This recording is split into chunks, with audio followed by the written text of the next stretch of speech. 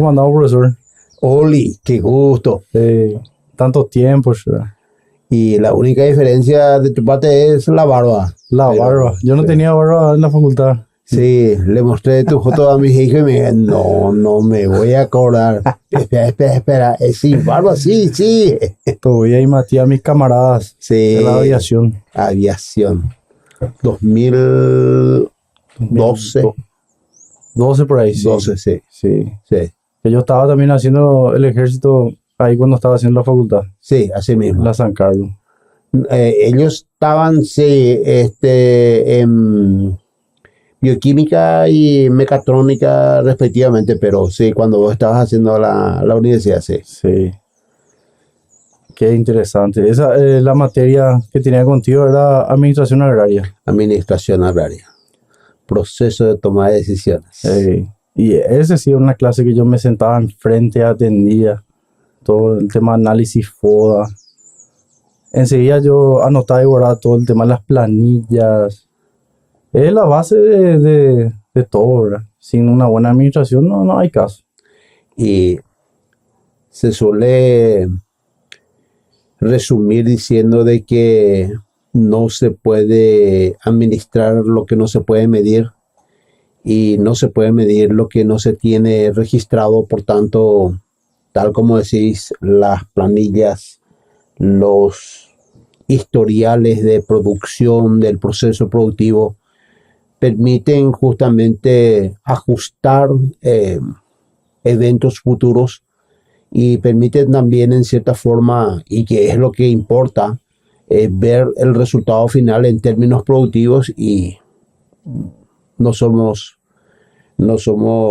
socialistas, decía el profesor, dice justamente, sí, ¿cuánto ganamos? Claro, Porque de eso se trata finalmente, ¿verdad? o si no, estás a ciegas. Y sí, o si no, estás por estimación, por presunción, y a la larga eso no necesariamente tiene que estar mal, sobre todo cuando hay resultados que evidentemente son positivos, pero quizás no te dé la posibilidad de aprovechar mejor lo que estás haciendo. Es decir, ese rendimiento que se conoce como marginal. Aparte, es difícil saber si realmente estás ganando si no tenés las métricas. No hay tenés la nada medición. que hacer. Y en ese sentido también es muy frecuente que la gente o nosotros mismos, los técnicos, decimos, me sale de menor costo porque yo mismo hago. O yo mismo estoy utilizando mi camioneta o mi tiempo, y esa es una percepción económicamente incorrecta, porque el tiempo de uno, el trabajo de uno, la utilización de los propios recursos, vehículos, espacios, también tienen costos. Sí. Tienen costos en términos de que en algún momento se tuvo que haber adquirido el personal, tuvo que haberse calificado o adquirió alguna experiencia, y por lo tanto, al hacer una cosa está dejando de hacer otra cosa. Por lo tanto, si bien es cierto, no hay salida de dinero efectivo, la mayoría de las veces no significa que no tenga costos. Claro, aparte el costo de estar aprendiendo, o sea, siempre hay para aprender. Entonces, si vos estás concentrado en, qué sé yo, por ejemplo, estás produciendo huevo, y vos estás usando tu camioneta y tu tiempo, y vos estás haciendo, y no estás dedicando tiempo a mejorar tu Excel, a ver cómo es tu proyección para el año que viene, con tus datos actuales, cómo se ve la cosa de acá a 5 años. Tengo que hacer otro galpón, tengo que hacer menos, tengo que comprar más de este alimento, o tengo que plantar mi alimento. Todo eso, yo creo que es así una parte demasiado grande de cualquier emprendimiento rural o emprendimiento en sí. Es la oficina, ¿verdad? Los Excel, el administrador es básicamente su trabajo principal. Yo, por ejemplo, estoy acá hace 12 años, como te estoy contando, ¿verdad? Y al comienzo yo trabajaba muchísimo, cuando empecé con una huerta de lechuga. Yo así con la asada, llevaba la lechuga, todo el día en la huerta, todo el día sucio, así con tierra. Que es cosa que me gusta, ¿verdad? Pero después del segundo año yo dije más o menos, bueno, yo me voy a forzar a dejar de trabajar, voy a hacer el esfuerzo de dejar de estar todo el día en la huerta para sentarme acá en la oficina y planear bien, por más de que yo quería irme a hacer y cosas que no dan gusto, ¿verdad? Que si no te gusta tanto estar en la computadora, eso, ¿verdad? Pero tenía que hacerlo sí o sí, porque tenía que saber los números, todo, y es una práctica larga, ¿verdad? Para aprender a hacer Excel, para tener un registro correcto de tus cosas, para considerar todas las Confiable. cosas, sí. Y tomar decisiones también, toma tiempo en sentarse, a ver los números, tomarte días para tomar decisiones. Yo creo que una parte demasiado grande de cualquier emprendimiento, especialmente rural, es sentarte y trabajar en el plan financiero. El plan físico, el plan financiero, el plan humano. Me refiero al capital humano que va a estar justamente gestionando las acciones de la empresa. Todo esto deben ser considerados como un sistema. Creo que como un sistema porque son factores interdependientes. Factores interdependientes en el sentido de que se está obviamente utilizando recursos que van más allá de la meramente actividad que uno realiza en la granja. Me refiero a que la persona que está trabajando con uno tiene un entorno que atender, tiene necesidades que atender, tiene expectativas. Y por el otro lado, en esa planificación que hablaste, lo que se genera en la producción de vuelta tiene que estar planificado para responder también a lo que es, en este caso, la expectativa del mercado. Porque es, al fin y al cabo, identificar la misión empresarial. Voy a utilizar un poquitito esos términos un tanto más técnicos para que se entienda. El que, por ejemplo, vos estés haciendo frambuesas significa de que alguien los quiere en algún lugar y tenés que ocuparte de conocerlos para saber qué tipo de producto quiere, cuándo lo quiere y cómo lo quiere. Para que a partir de allí vos en tu planificación veas cómo lograr esos resultados que el cliente quiere, hacer que las personas que trabajan contigo entiendan la razón del por qué hacer de esta manera, convertirlo eso en una motivación personal, pero que es personal para cada uno de ellos, para que formen parte del equipo y que a la larga le represente también beneficios y satisfacción de crecimiento. Ese ejemplo es, por ejemplo, nosotros cosechamos en paquetes así de 100 gramos, directo de la huerta, a ese y después se pesa y se guarda ya en el refrigerador para mandar. Y ellos saben, ¿verdad? Así por tema de comunicación de hablarle, que eso le llamamos de primera. O sea, tienen que ser las frambuesas más lindas, no tiene que haber ni uno feo, ni uno muy chico, ni nada. Entonces ellos saben, ¿verdad? Que ese le va a llegar al cliente, está pagando un buen precio por eso, y ellos ya entienden que si está mal, esa frambuesa se me devuelve a mí. Y cuanto más vendemos nosotros, más trabajo va a haber para ellos acá. Entonces es una relación que ellos entienden. Entonces cuando ellos cosechan tienen 2 potes así.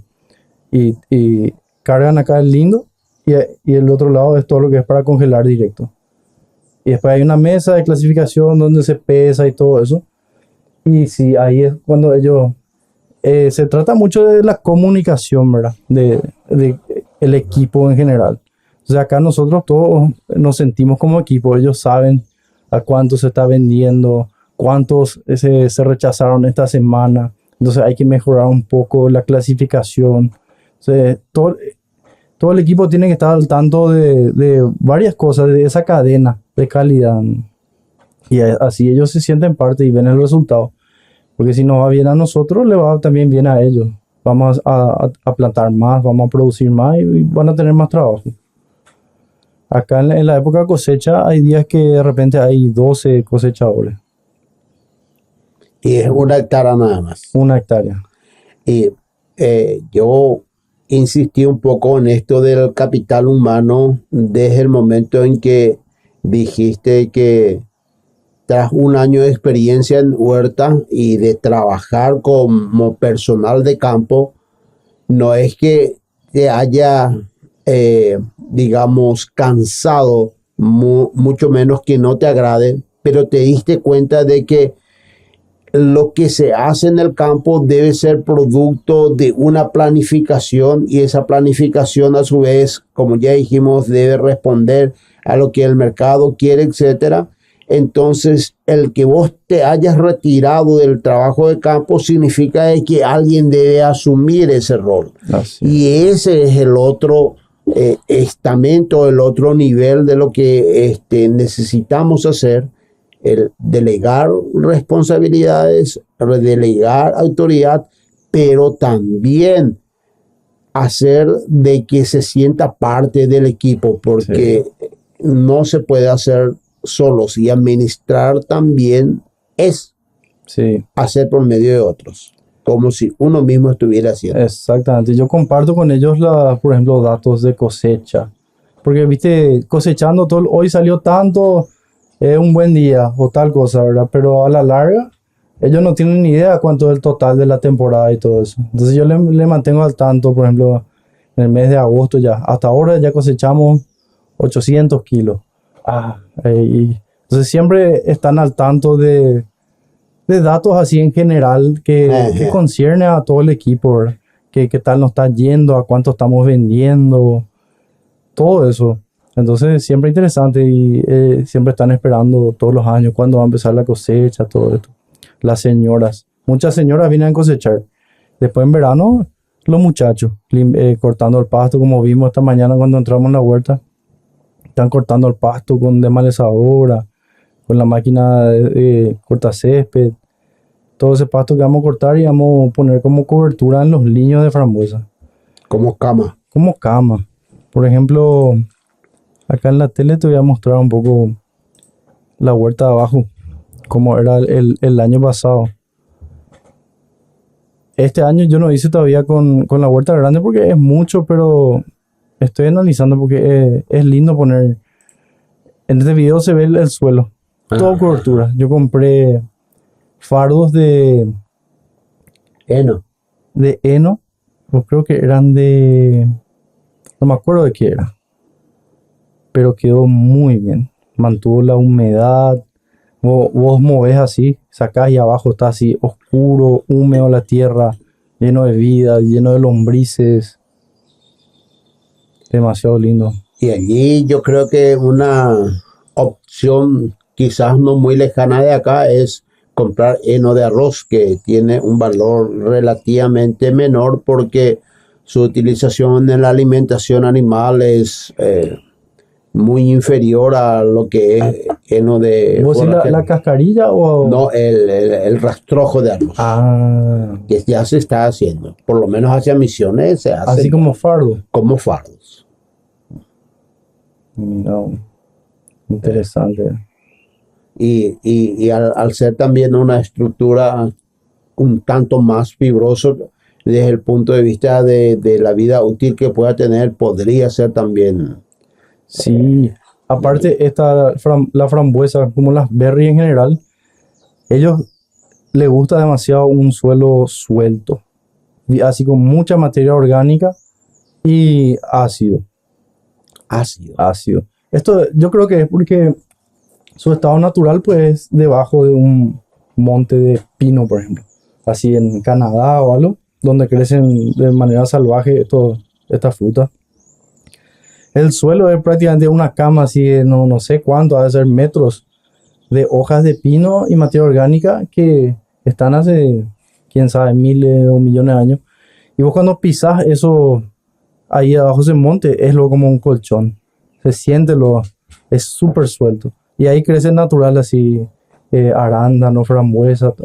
Hay una frutilla silvestre, así chiquitito nomás. Y hay así, todo por ahí no. Increíble. Yo llegué a ver en Suecia, en un monte así. Increíble.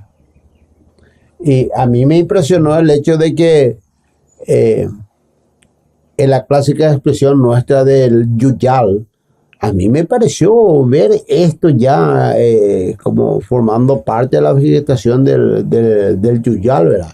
Y tal como estuviste explicando, son especies todavía no domesticadas en términos productivos propiamente, ¿verdad? Y que le estás encontrando, Sí. por decir así, el manejo que mejor le va. Es una frambuesa silvestre.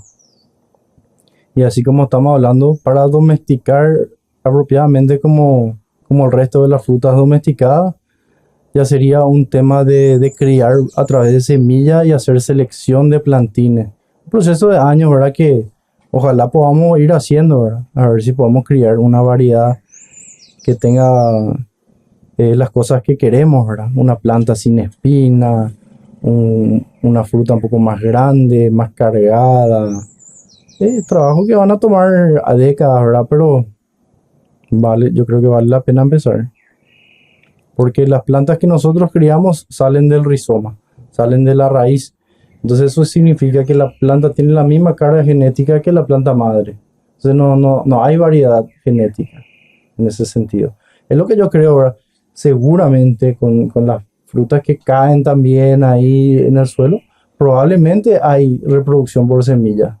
O sea, lo que sería una reproducción sexual por las semillas. Entonces ahí seguramente se va adaptando, ¿verdad? No creo que todos sean clones por rizoma nomás. Pero en la gran mayoría, yo creo que son plantas de rizoma. Pero eso de que sean clones por rizomas, yo aclaro de que conozco bastante poco de esto por mi formación de veterinario, ¿verdad? Claro.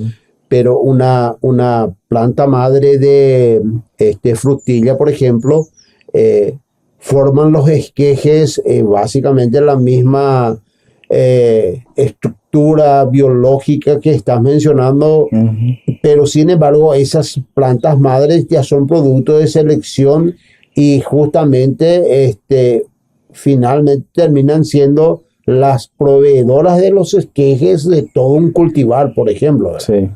Y yo creo que ese es un tema de investigación, de investigación académica, Sí, hasta si se quiere claro. científica. Y así se hace en el INTA acá. Y yo conozco unos cuantos que hacen las frutillas y ellos sí o sí brotan de semillas cada tanto para sus plantas madres, temprano ya en el año. Así cuando es época de frutilla, ellos ya están brotando las semillas que ellos quieren tener para plantas madres. Porque así me dijo una señora que trabaja ahí, porque me dijo, sí, unos cuantos años nomás te va a andar bien la frutilla, así que criando por estolón nomás. Cada tanto tenés que brotar de semilla. Así me dijo. Y acá, por ejemplo, podemos ver, este es la temporada 2023. Todos los días de cosecha que hubo. Entonces, como se ve acá en el gráfico, acá en un mes prácticamente sale como el 50% de la producción. O sea, es gradual. Empieza, después acá en junio, julio, está la mayor producción. Y después va bajando. Acá tuvimos hasta octubre 2023. Y esta fue una superficie de 1400 metros, 0,15 de una hectárea. Entonces son prácticamente 5 meses, promedio de cosecha por día 4,78 kilos. Y lo que vemos es, si hacemos una regla de 3, el rendimiento por hectárea de acá sería 4.800 kilos, si es que esta producción era 1 hectárea. Claro, claro. Entonces, y el de este año fue mucho menos porque nuestras plantas fueron jóvenes.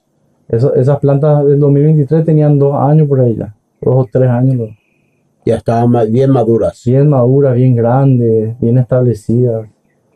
Y este año cosechamos, la superficie era 0,75 porque desconté esas dos Ajá. que te mostré, Las que nos brotaron. las que nos brotaron. Dos Las que parcelas cultivaste en hicimos. verano. Ajá. Sí, que hicimos siembra directa.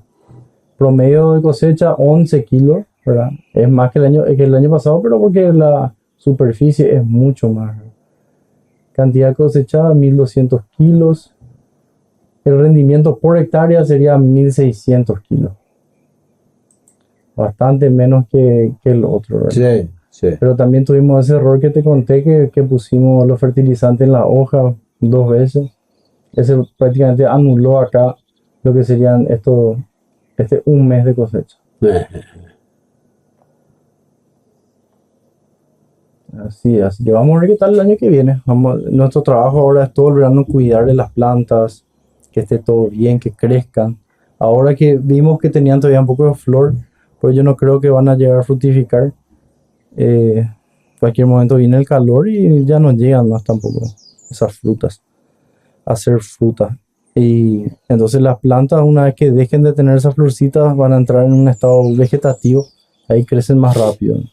Agua nomás lo que no tiene que faltar, Y por eso también el regadío. el regadío. Por eso pusimos cinta de goteo. O si no, el verano no se va a morir demasiado de la huerta. Mm. Aparte de tu suelo, acá también es franco arenoso, Sí, básicamente. demasiado rápido se seca. Sí. Demasiado rápido. 2 semanas sin lluvia ya empieza ya. Y estos tienen una raíz así bien. Me olvidé el nombre, ¿verdad? Pero es así como pelos, ¿verdad? Bien finito. No es la raíz, Penetrante, pivotante. no es la No es pivotante. pivotante, sí. Es una raíz así. Parece una peluca, ¿verdad? Sí. Entonces ponerle que se seca y el suelo se parte o algo, básicamente está rompiendo ya las raíces. Porque no es muy profundo tampoco su raíz. Tienen que estar siempre húmedo. Y no demasiado húmedo tampoco, si no tiene problema de hongo. Hay que encontrar todo el... Qué pucha.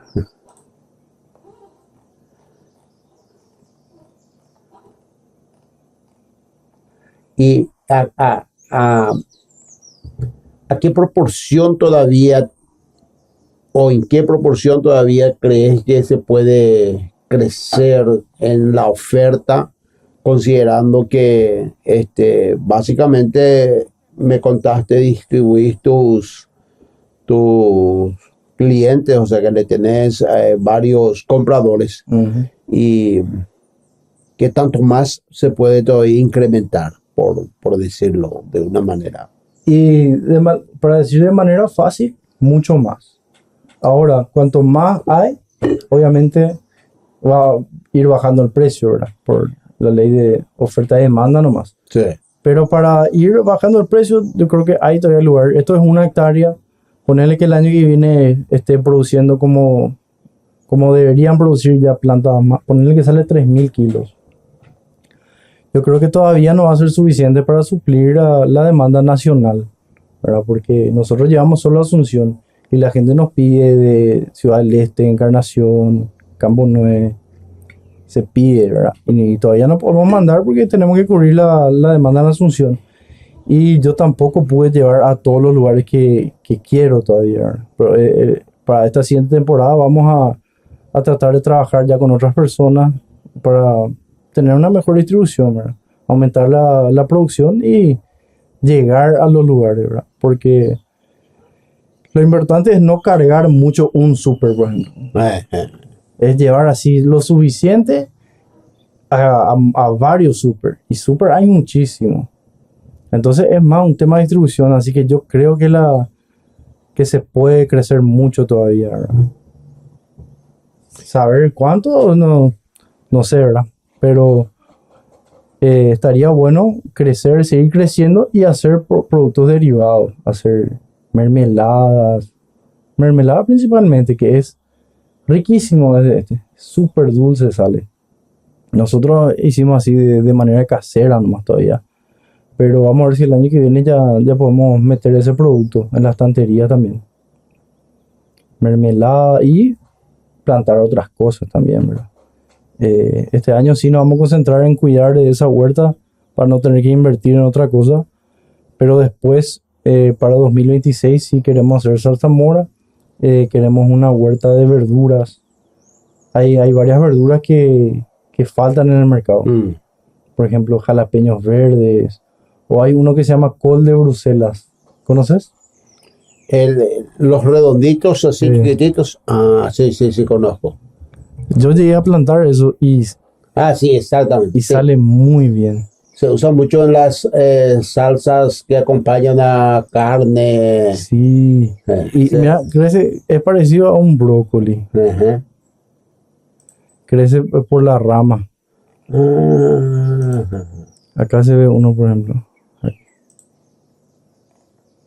Pero sí, riquísimo. Y llegué a ver en venta, porque viste que apareció la semilla ahí en Asunción, ¿verdad? En la agroveterinaria, eso. Y cuando hay algo nuevo, la gente prueba un poco. sí. Y yo hice eso. Y alguien más también hizo, porque yo llegué a ver en un súper.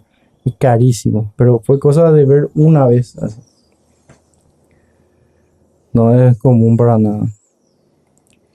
Y en ese sentido también, quizás acompañando la respuesta a la pregunta que yo hice, es también generar la cultura de culinaria, de consumo de la gente que sí se está abriendo porque vamos, por decir así, ampliando nuestro recetario de consumo y en este caso creo que los medios contribuyen muchísimo a difundir propiedades, características. Claro, los influencers mismos, las nutricionistas que tienen página Instagram, todo eso. Sí, muchísimo. Aparte, ayuda mucho la introducción de productos parecidos. Por ejemplo, la arándano ya está pisando Ajá. fuerte hace una década por ahí en Paraguay. Sí, Antes de eso no era conocido, Sí. así, casi nada algo. Creo que no había, hace 10 años no se encontraba en el mercado. Yo creo que empezó a venir de exportación, puede ser de contrabando un poco primero. Ahora yo sé que ya se trae de manera legal con la Senave. Y hay una producción importante nacional de arándanos en Villarrica. Te estuve comentándolo, son como Sí. 4 hectáreas. Creo que son inversores italianos y muy lindos, ¿verdad? Y producen mucho porque yo mismo vendo sus arándanos también en conjunto con nuestra frambuesa y las frutillas. Y nosotros en nuestra tienda ya ponemos más cosas también para que se compre junto, ¿verdad? Yogur griego de la marca Aguaí, por ejemplo, una marca nacional, frutos secos, importados la mayoría de que son así nueces y todo eso. Pero sí, se va abriendo vamos a decir, la demanda por estos alimentos saludables. sí. Y creo que también podría ser un espacio para que quizás encontremos mercado y también se pueda fomentar, por ejemplo, la producción y comercialización del Ivaponú, por ejemplo. Claro, exactamente. Y cosas que faltan, cosas que todos, que por ejemplo, ¿cómo se llama? El que parece una manzanita, Acerola. acerola. Ah, Eso es, creo que una de las frutas que más vitamina C tiene, por ejemplo. Y nunca vi una oferta estable de eso, por ejemplo, ¿no? Y eso son cosas que la gente tiene así en su patio nomás, pero falta alguien que plante 3 hectáreas de eso, ¿no? Con sistema de riego o vapor, por ejemplo, ¿no? sí. O son ciertamente especies que nativas que requieren mucho tiempo hasta la producción, Sí. pero en el caso del Ivaponú, por ejemplo, hay una forma de que funciona de reproducirlo, no desde la planta pequeña, sino ya cortando y primero enraizando la rama y después a una especie de poda también multiplicar. Pero en Brasil, en Curitiba específicamente, yo he visto oferta de guavillú, pacurí, sí. esas cosas que... En esas tiendas que se ve mucha variedad de cosas. Sí, ves exactamente. Caqui. Sí. Acá, por ejemplo, la gente conoce caqui, pero nunca te vas hacia el súper y ves caqui, por ejemplo. O sí, hay también, como decir, los precios son bastante elevados y no lo suficiente como para fomentar el consumo masivo, por decir así. Sí. Y lo que sí que falta muchísimo acá en Paraguay, plantar todo ese tipo de cosas. Probar cosas diferentes, todo. Hongos. Empresas de hongos hay pocos, ¿verdad? Pero ya hay. ¿Ya viste alguna? Yo me tocó orientar tesis de empresas que hacen hongos y que hacen champiñones. No, sí, hongos, espárragos. Acá. Yo Sí, nunca... sí, pero no llegaron a cerrar los números por la permanente climatización casi que se tenía que hacer. Y que Sí. hay que mantener frío. Sí, hay que mantener frío, sí. Si algunas cosas sí van a ser muy caras. Muy caros. Por ejemplo, vos podrías traer la frambuesa europea acá. Bueno, vas a tener que tener un... ¿Cómo se llama? Invernadero. Frío. Y va a tener que... jodido. No sé, yo sí a los números no, ¿verdad? Pero ya que estamos hablando de todas estas cosas que faltan, emprendimientos, ¿verdad? ¿Qué sería, por ejemplo, lo más importante para alguien que quiere comprar una tierra y empezar, por ejemplo, que yo quiero hacer una granja que tenga limón Tahití, acerola, gallina, chancho, ¿verdad? O sea, alguien que tiene nomás una idea de comprar unas 10 hectáreas. Obviamente primero es la planificación, ¿verdad? Y previa a la planificación del mercado. Verlo.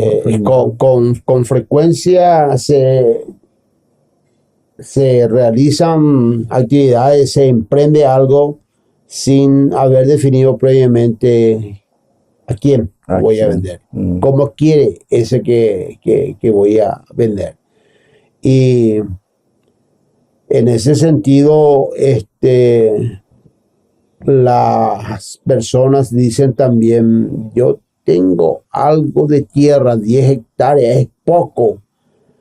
Pero vos te darás cuenta de que mantener una hectárea de frambuesa, por ejemplo, no demanda, o sea que demanda mucho trabajo, mucho capital, mucha dedicación. Entonces, dependiendo del nivel de tecnología, y cuando hablo de tecnología no me refiero a equipamientos, maquinarias solamente, y desde mi gusto, incluso eso sería de apoyo y secundario. La otra tecnología es la del saber cómo. El entender el proceso de cómo funciona, por ejemplo, en el caso de tu cultivo, en la naturaleza, eso que dijiste, suelo ácido, suelo suelto, y la siguiente ya fase técnica es inventariar lo que se tiene, pero un inventario no en el sentido económico nomás de decir cuánto vale, sino un inventario en el sentido de la lista. ¿Qué tengo y qué características? Por ejemplo, mi suelo. Si mi suelo es suelto, arenoso, arcilloso, etcétera. Y a partir de ello, el análisis pueda decir, para esto me sirve. Si quiero hacer esto, tengo que incorporar esto. Pero más allá, si hago esto, aquí puedo colocar, o este es mi mercado, tu oportunidad. Y mirando lo otro, ¿quién me hace competencia? Por tanto, es el análisis sistémico. Sí. ¿Qué tan lejos es mi mercado? ¿Cuánto voy a gastar en combustible? Hacer llegar. Sí. Así mismo.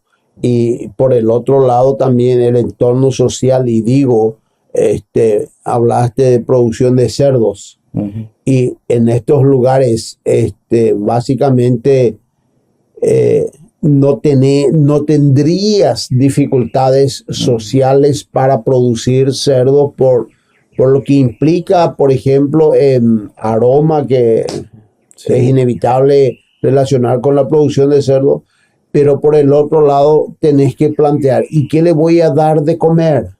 Claro. Porque consume muchos granos. ¿Es esta una zona de producción de granos o no? Y recuerdo una tesis que en la Facultad de Veterinaria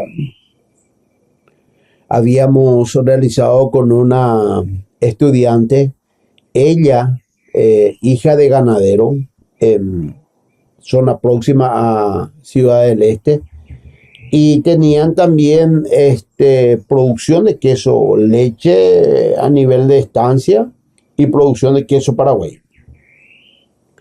Y gran cantidad de suero de leche, su producto de la producción de queso.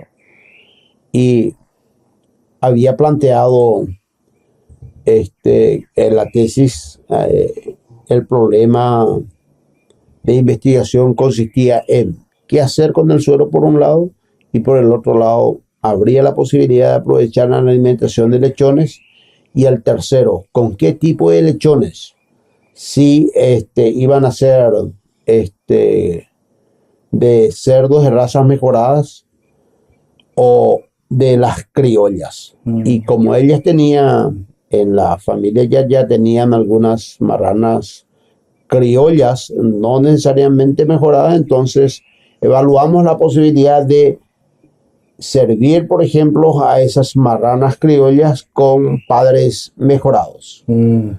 Y los lechones que nacían básicamente no tenía diferencia con uno mejorado en esos primeros días.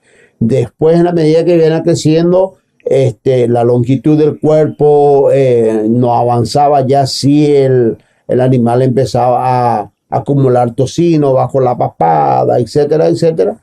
Entonces, la opción que se encontró fue faenar temprano ese cerdo, con 7, 6 kilos, de manera que tenga lechones faenados de 4 o 5 kilos de carne limpia. ¿Y quiénes eran sus clientes? Los brasiguayos. Bueno, ese tipo de integración es lo que uno... Claro. Y convirtió en su negocio paralelo en la estancia donde, claro, el papá, la mamá se ocupaban de, por decir así, el negocio grande, y ella... Claro, y hay tanto o sea, de tantas opciones que tenés para elegir, innovar o elegir, por ejemplo, cerdos, ¿verdad? Como vos dijiste, agarrar y innovar en ese sector.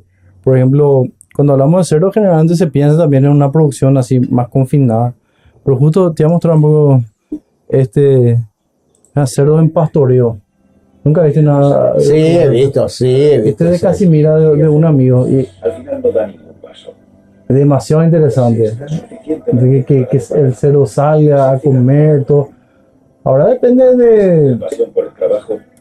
si te conviene o no, ¿verdad? Si tenés lugar suficiente. Estudiar. Entonces podría ser una opción más Los demás también. económica de criar cerdos, ¿verdad? Sí. Pones así un alambre pica pica, tenés tu cerdo comiendo prácticamente pastura. No creo que sea tan solo pastura, pero si fuera pastura, a esto se le puede agregar, por ejemplo, cultivos de batata. Claro. Y la batata a ellos les encanta, ¿cómo se llama? Escarbar. Pues Comer la dejar listo hoja. entonces. Sí, porque ellos tienen el hábito de osar, de mover todo con la nariz, de paso levantan lombrices. Y ya que tenés supongo que te referís el secado eléctrico del pica pica, ¿verdad? Eso le vas parcelando una vez que estuvo un tiempo acá, y no tiene que estar todo el día, pero 1 hora al día. Hacer rotación. Sí. Y lo que podría hacer, cosas interesantes, y hablando de ver rubros y innovar, por ejemplo, pasar los chanchos primero Después Cerdos. los cerdos, le pasas a otro piquete y después le puedes pasar a las gallinas, por ejemplo, a donde entraron los cerdos. Entonces ellos aprovechan lo que no aprovechan los cerdos, también integran su propio abono, su estiércol, y después salen las gallinas y dejas descansar, que si un mes o algo, si tenés suficiente lugar, y ahí puedes meter si tenés 3, 4 vacas. Estamos hablando de una pequeña granja. ¿Sí? Claro, claro. Y la pastura ya se recuperó De bien. economía circular. o sea. Exactamente. Y come el pasto y después de las vacas vuelven a pasar los cerdos, y después otra vez las gallinas, así. Para una pequeña granja hay muchas opciones modernas que son antiguas también, ¿verdad? Sí. Está sí, medio se volviendo. reflotándose. Se está reflotando, ¿verdad? Pero ante el riesgo que a cualquiera le podría surgir, ante el riesgo de que digan, pero están divagando. Y tenemos un egresado de la Universidad de San Carlos también, quizás le conozca, Fabricio Castorino. Sí, él está con el tema de, regenerativo, Sí. rotativo, las Tres Marías. Las Tres Marías, ultra alta Él densidad. estaba en mi clase, de mi compañero, ¿verdad? Y sí, por eso. Y ahora el siguiente plan de tras rotar a sus, por ejemplo, 400 desmamantes en un espacio de 60 metros por 40 metros por 2 a 3 horas, al siguiente potrero, a la siguiente parcela, detrás de las ovejas, de los desmamantes, meter ovejas.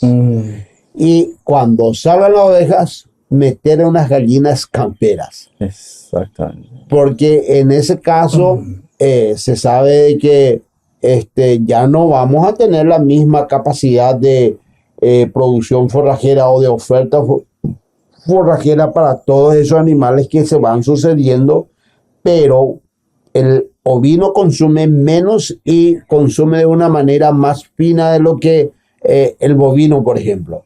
Y después vendrán las aves para escarbar, justamente también para hacer las eyecciones. Sí. Sabemos que las aves miccionan y defecan Sí, por el mismo aparte de orificio. comer los gusanos que están en el estiércol de la vaca, Escarabajo, gusano, patean, escarbar, ellos, exacto. esparcen todo el estiércol. No, perfecto. Es la mejor manera de devolver vida a tu suelo. Sí, De es ir una ganadería y agricultura regenerativa, le menciono. O sea, vos estás trabajando en tu suelo. Estás trabajando tu suelo, que es tu recurso. No solamente restituirle sus propiedades o las propiedades que alguna vez tuvo, sino incrementar. Porque Sí. puede ser suelos que nunca tuvieron Exacto. esa oportunidad Sí. de tener tanta materia orgánica, de tener tanto carbono. Vos estás metiendo carbono al suelo. Y ese es otro, no digo que dilema, sino otro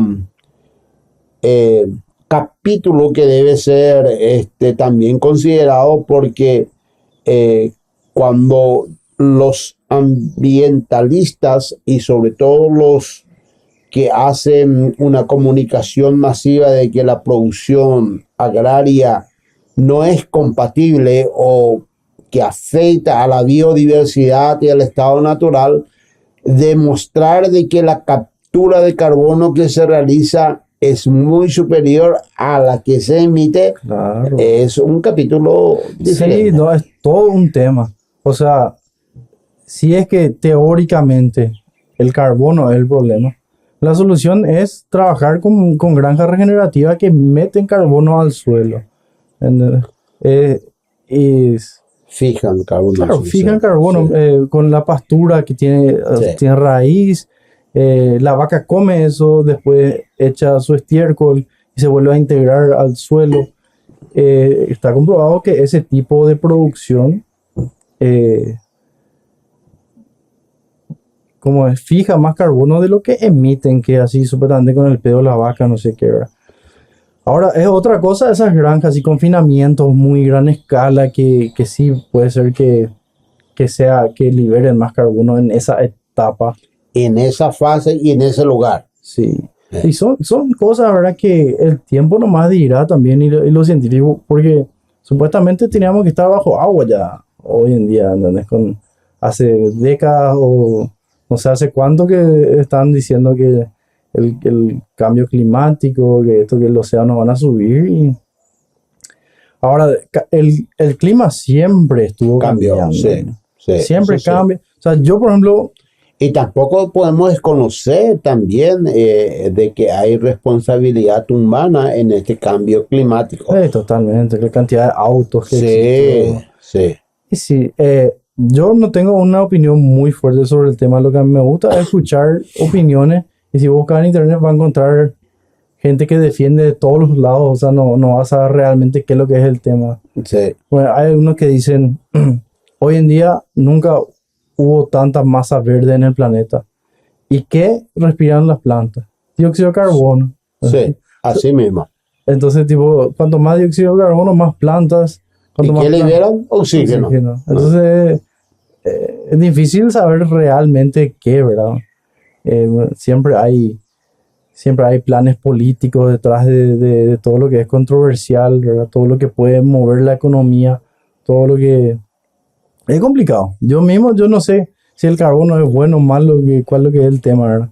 Pero lo que sí que me gusta es el tema de las granjas regenerativas. Este sistema natural así de tener una pequeña granja que todos los animales están integrados, eso yo creo que es lo que más se parece a un estado natural, así a un bioma, un Exactamente. ecosistema. Y también hay que reconocer de que la cantidad de personas que somos, habitantes que somos en el mundo, pretender de que todos terminen consumiendo, por ejemplo, productos que tengan características de las que decís naturales, integradas, que contribuyen a la restauración de biomas o de medios ambientes, no es posible pensar en la realidad, porque van a haber gente que, por ejemplo, yo siempre suelo contar de que yo soy del interior también y Misiones se caracteriza, hasta hace poco se caracterizaba, al igual que Ñembucú, de que no tenía un crecimiento de la población, porque los jóvenes que nacieran en Misiones y Ñembucú migraban a la Argentina. Y entonces las campiñas se despoblaban de jóvenes y que se quedaban los adultos. Y teníamos unos primos que fueron a la Argentina. Y luego de un tiempo volvieron, o sea, que vinieron de visita en auto, cosa que era toda una demostración de progreso y que con la familia, y fueron a visitar a mamá y a papá, como los tíos preferidos, que esto, y que les decía el señor, ya uta arriba su tía, o sea, gallina al horno, y sí, vamos a comer, y le dijo a sus hijos, vamos a comer pollo esta noche. Ah, sí, vamos a comer pollo. Y nosotros también contentos porque íbamos a comer una comida, sí, distinta a lo que habitualmente, no es que desconociéramos lo que es el guazucaé, ¿verdad? Pero era muy ocasional, muy festivo, ¿verdad? Y llegado el momento de la tarde, nos dice mamá, esa gallina agárrennos. Y lógicamente, persiguiendo a la gallina hasta agarrarla, agarramos la gallina, se la entregamos a mamá y y empezaron a llorar los niños. ¿Qué están haciendo con la gallina?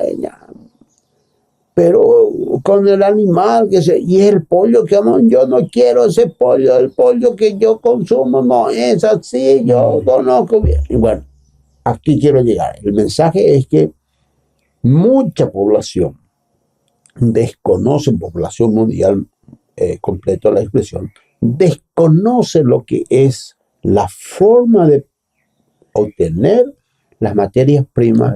Está desconectada. Que sí, está desconectada y que llega a su mesa totalmente elaborado, básicamente sin conexión con lo que es.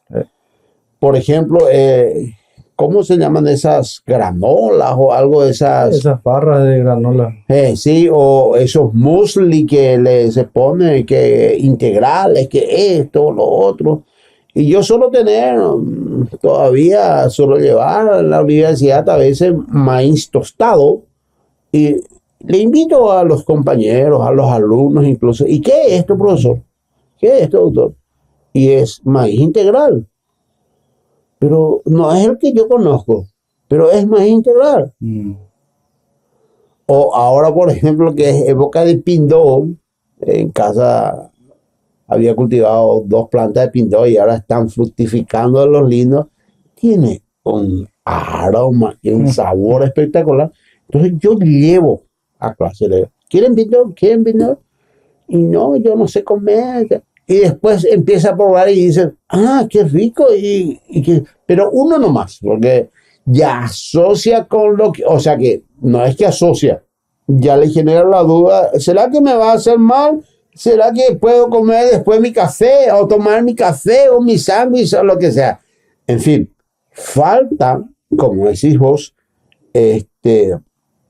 identificar qué grupo, qué comunidades, qué colectividades están dispuestos a aprenderse con lo que no es convencional. Sí.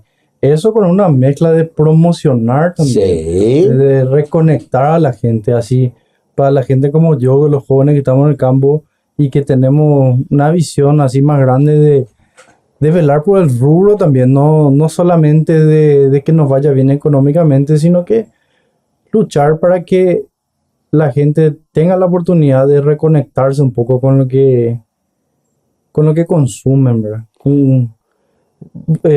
Tratar de conocer ese estado natural de conexión con los animales y las plantas, ¿verdad? Que tenemos así codificado nuestro ADN de hace millones de años.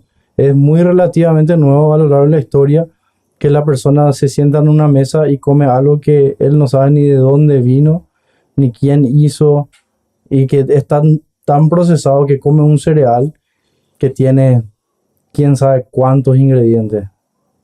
No es que está comiendo así un maíz que plantó su tío con que él plantó con esta otra cosa que se preparó ahí. Entonces es un poco la misión.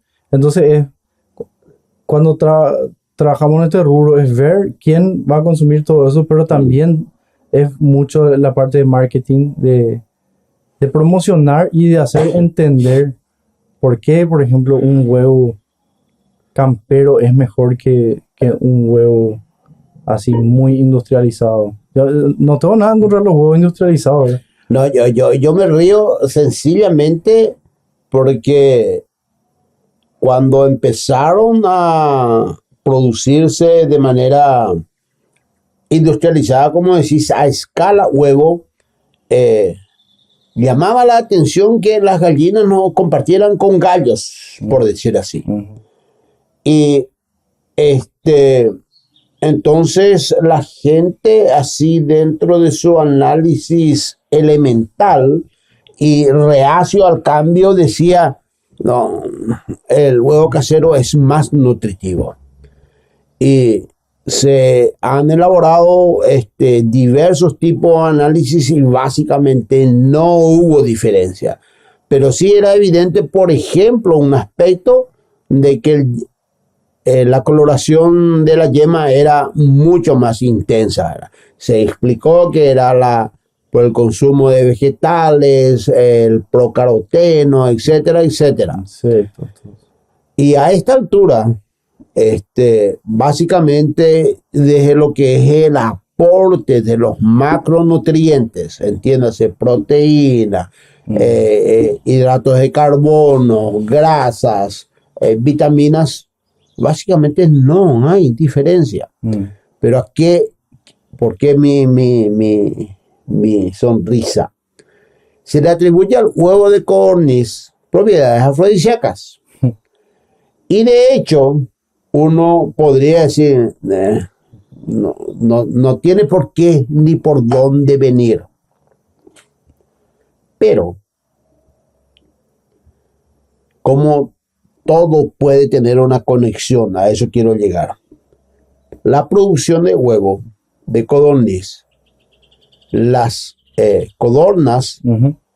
requieren la presencia del macho para que estimule la ovoposición. Mm. Es decir, le quitas el macho y no producen tanto como si fuera que tuviera un macho en cebo. Entonces, en jaulas de 5, 7, 10, dependiendo del sistema, hay un macho o dos machos. Mm. Y se tiene a esta altura técnicas un tanto más finas como para medir también los niveles de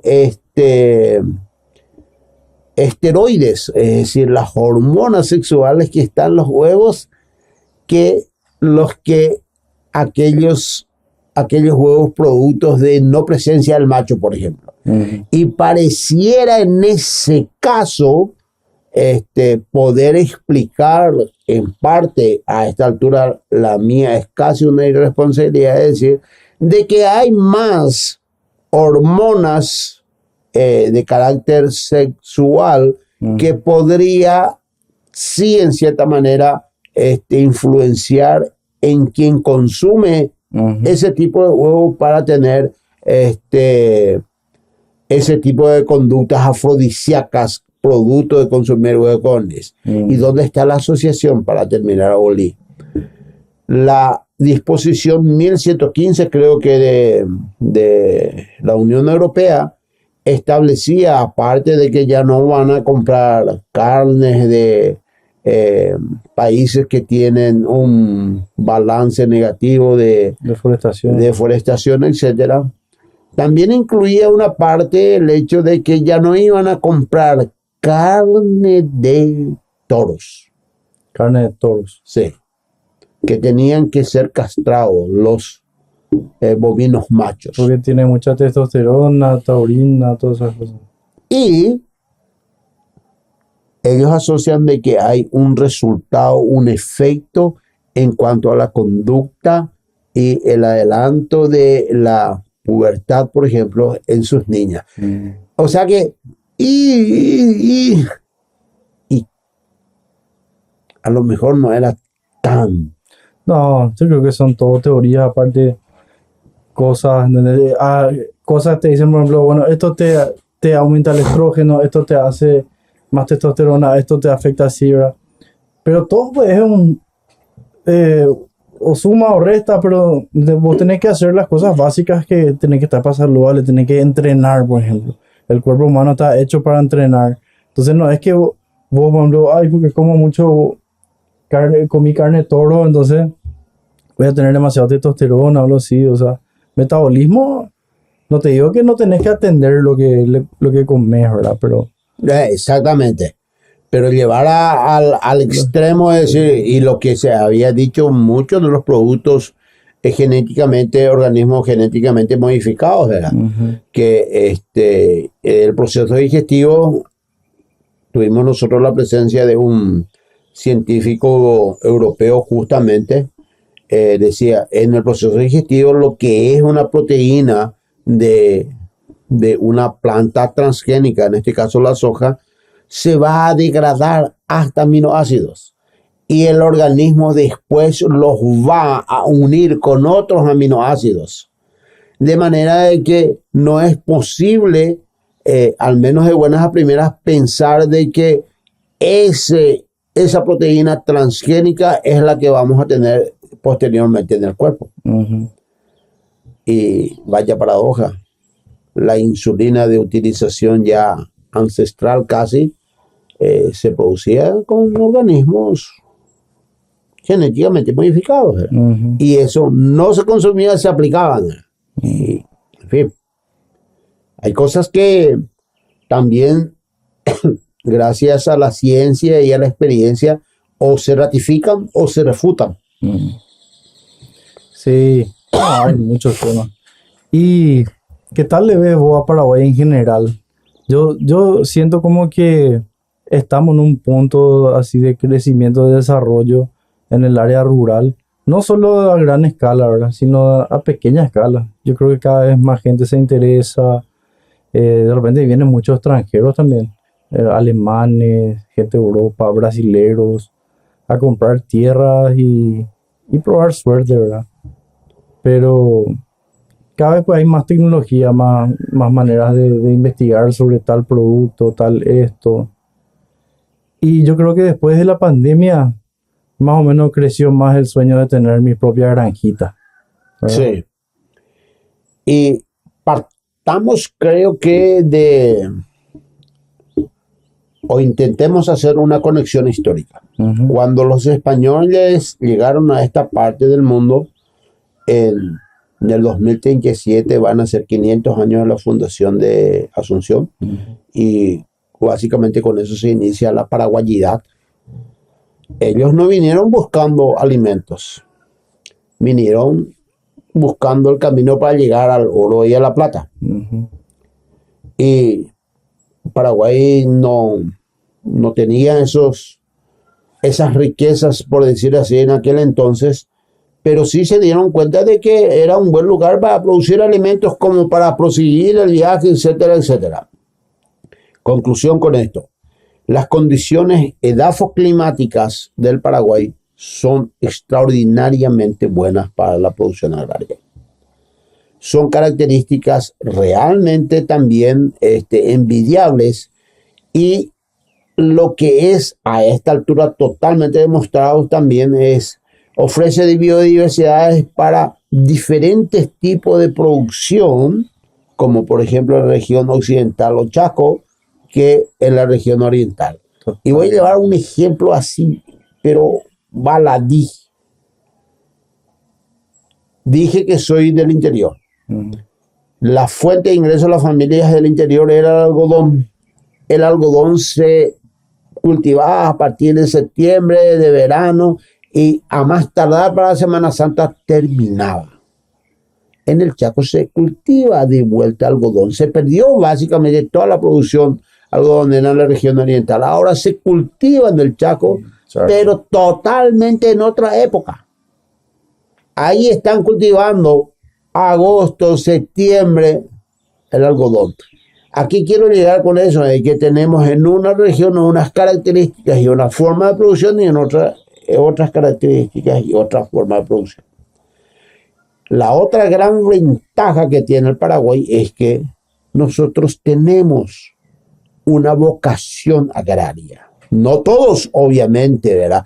Pero subyace en el pueblo eso que vos decís, el sueño de la granjita integral, y eso desde mi punto de vista se demuestra que gente que vino del interior a Asunción y terminan siendo arquitectos, ingenieros, economistas, médicos, cualquier profesión estoy mencionando que no tenga que ver con la actividad agraria, llegado un momento, resultado de su progreso profesional y económico, dice: yo quiero tener mi granja. Pero quiere tener en un espacio pequeño todo lo que vio en su tío, su abuelo o lo que sea, y casi como esa ausencia de planificación, casi como un sueño, quiero todo y ahora. Y ahí suele estrellarse la gente. Y ahora creo que queda en cierta forma bien claro de que sí, para ser productor agrario hay que querer, pero Primero. también hay que poder. Sí. Si decimos de otra forma, hay que tener vocación, pero hay que sumarle formación, preparación. Y sí se está empezando a formarse. Sí. Y ver la actividad, para terminar ya, no solamente es el punto de vista técnico de decir tantos kilos de frambuesa, por ejemplo, sino cuánto representa eso en ingresos y cuánto también demandó en egresos, es decir, con criterio empresarial. Claro. O sea, si es que vos, viste que vos puedes, tu granjita, hay como 3 o 4 maneras que vos podés tener la idea de tu granjita. La primera, la productiva. Segundo, solo recreacional, ¿verdad? Para ir con la Exacto. familia. O quizás tener esa no es la fiesta. primera. Claro, algunos son así, pero la verdad de todo es que todos queremos eso nomás luego, ¿verdad? Pero para mantener una granjita, va a querer que tenga un ingreso, que sea huevo, que algo, que haya una posibilidad de que dé un ingreso a esa tierra en algún momento, ¿verdad? Otra es mirar de manera como negocio, pero ya de turístico, vamos a decir. Ajá. Hace bungalow, hace una pileta natural, algo así, ¿verdad? Entonces, básicamente hay como tres usos que le puedes dar, ¿verdad? Y el primero que es de producción, un emprendimiento rural, es sí o sí mirarlo como una empresa, ¿verdad? Desde el querer hasta el poder tiene que estar bien establecido antes, ¿verdad? Y tiene que estar... Si vos, por ejemplo, querés hacer eso, tema de gallina, eso, y vos no tenés, Mm, no estás capacitado, mm. y busca hasta que encuentres la persona adecuada que te ayude a hacer eso, tener tres, cuatro opiniones diferentes, la gente te haga los proyectos diferentes. Yo creo que es importante tomarse el tiempo, ponerle un doctor que ya quiere su granjita, pero quiere su granjita que ya sea funcional, ¿verdad? Que hace bien las cosas y dice que, bueno, yo quiero los números bien claros de esto. Entonces lo ideal es que le pida a alguien que le prepare un proyecto de gallinas caseras, ¿verdad? Pastoreadas, por ejemplo. Porque le pida a tres, cuatro personas y que sepa bien la proyección de 5 años, de que todas esas personas diferentes le digan cómo viene en la mano, hasta que se sienta seguro de tomar el riesgo. Porque cualquier emprendimiento es un riesgo. Sí, quizás sea eh, muy difícil poder pedir opiniones 4 o 5, porque también eso hay que asumir de que tiene un costo. ¿Cierto?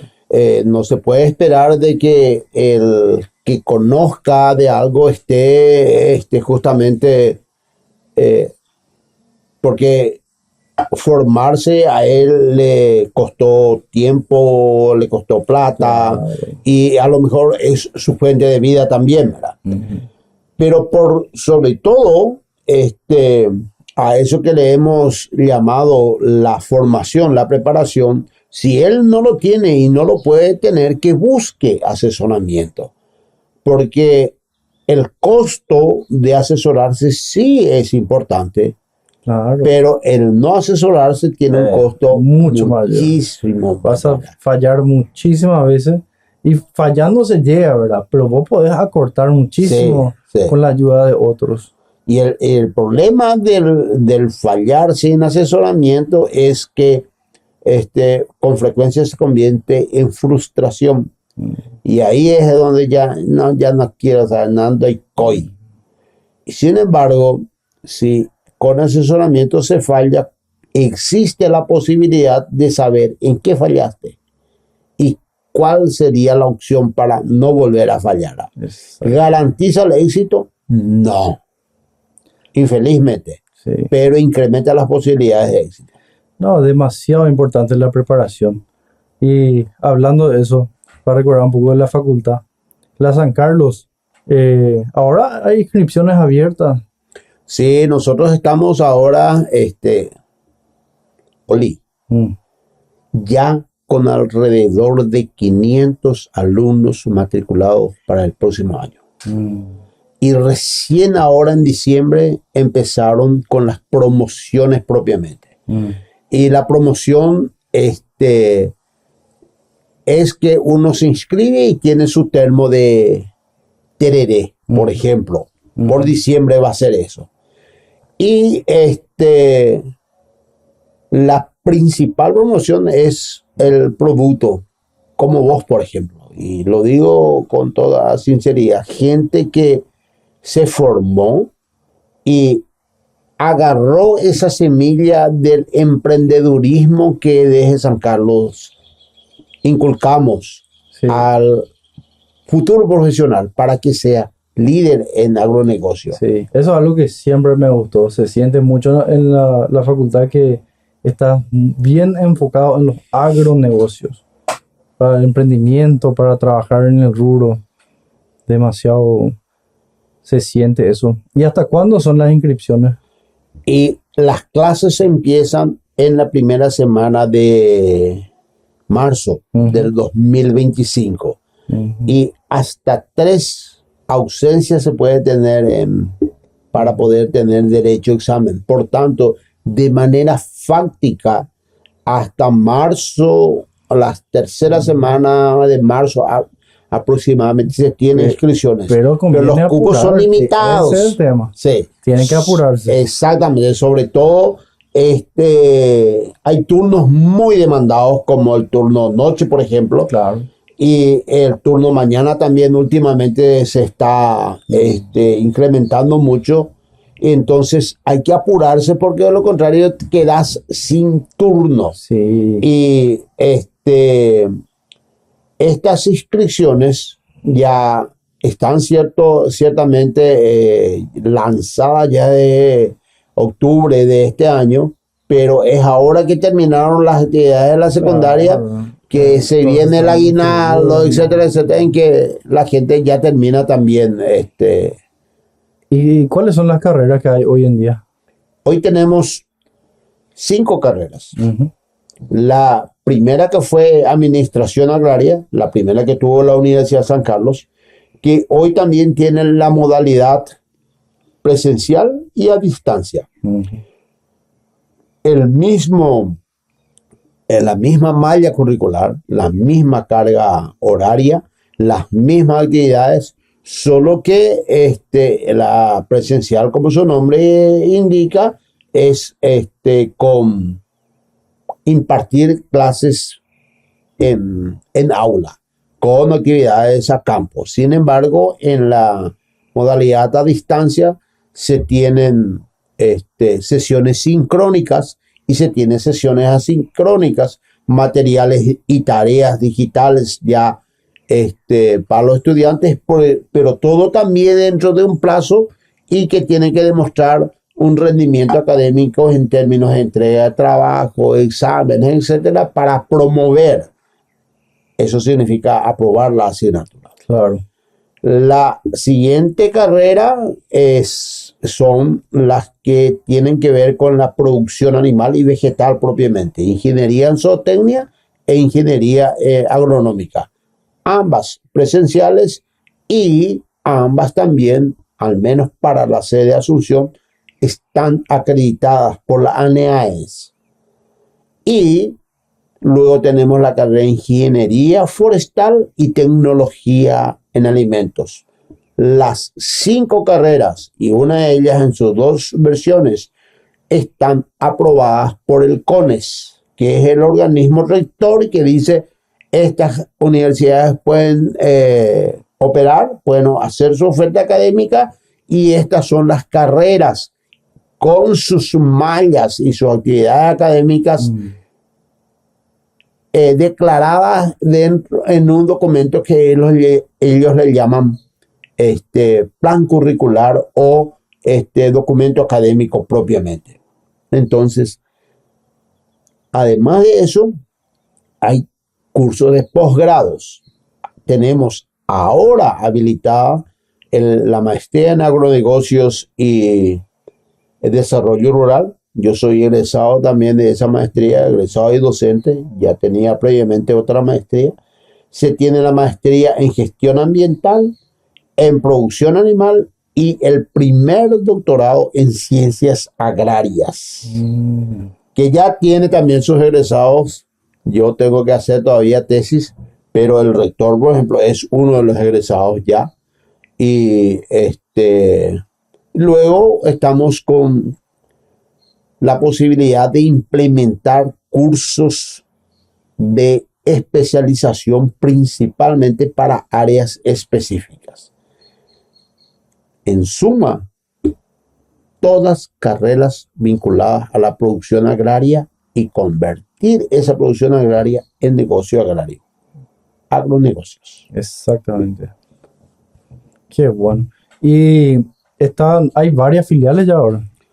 Tenemos 12 filiales y básicamente distribuidas en puntos estratégicos. Tenemos todo el país. en todo el país.